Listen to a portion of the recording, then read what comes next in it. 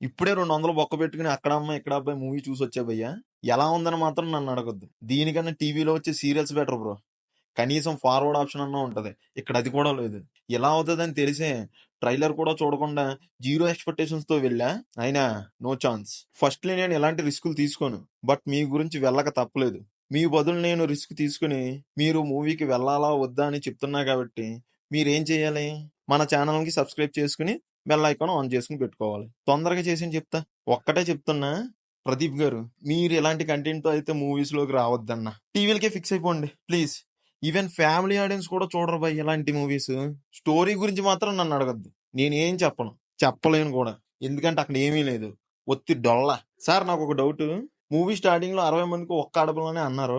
ఆ 60 మందిలో ఒక్కడిని మాత్రమే నచ్చినోని పెళ్లి చేసుకోవాలన్నారు. సెకండ్ హాఫ్ స్టోరీ మొత్తాన్ని సిటీకి ఎందుకు షిఫ్ట్ చేశారు సార్? అయినా ఒక్క ఆశ్రమంలో అమ్మాయిలందరినీ ఎలా కిడ్నాప్ చేశారు సార్?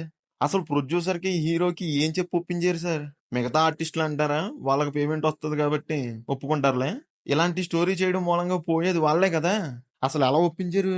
బ్రహ్మానందం గారు, వెన్నెల కిషోర్ గారు, సత్య, గెటప్ సీను, ఇలా చాలా మంది కమీడియన్స్ ఉన్నారు.